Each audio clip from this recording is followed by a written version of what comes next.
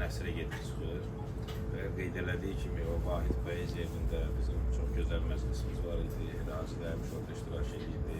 Arif müəllim, bizim başqa ustadlar və Kəmalə bizim o yazarlarımızdandır ki, o köhnə nəslin ustadlarını görüb. Belə demək olarsa onların əlindən su içib. Hacı Ələmdarı da, Həkim Qəndinin özü, yəni başqa bizim ustadlar oraya həmişə gələrdilər və biz onların yanında hər kəlmələrindən nəsə öyrənməyə çalışırdıq. Allah biz o nəsib elədi, qismət elədi, onları gördük, onlardan nələrsə öyrəndik. Sonra, amma maraqlı cəhət bu ki, Kəmalə oraya gələndə əruz yazmırdı. Amma qəribə bir qəzəliyyatı, eşqi var idi içində. Və elə Hacı Səyyarın da, başqa bir uşaqları da həmişə tələb eləyirdi ki, göstərin onun yolunu mənə, başa salın, necə olmalıdır, harada səhv edirəm, harada çıxıram.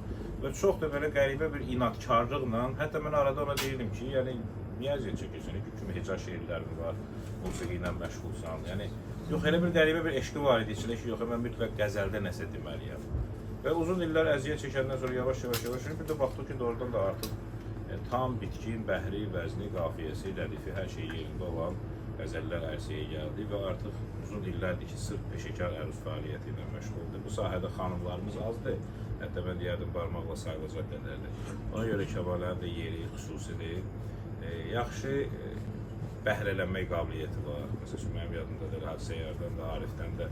Hər onların dediyi kəlmə sözü, hər bir iradə, hər bir detalı o saat yerində həll eləyirdi və gələn dəfələrdə artıq onu təkrar eləmirdi. Çox yaxşı bir xüsusiyyətdir. Çünki bizim Hacı təsdiq eləyər, başımıza gəlib də çox elə adamlar var. Buradan deyirsən, o tərəfdən sabah yenə həmin şeyi yazıb getirir. Buradan deyirsən, sabah yenə gedir, eyni şeydir. Yəni, görürsən ki, bu adama çatmır sənin dediyin. Amma Kəmalə çox tez götürürdü, tez öyrənirdi. Və onun bəhrəsidir ki, bugün yenə deyirəm, bu sahədə olan xanımların arasında barmaqla sayılacaq yazarlarımızdan biridir. Mən təbrik edirəm inşallah ki, daha böyük kitabları ərsəyə gəlsin. Çox sağ olun.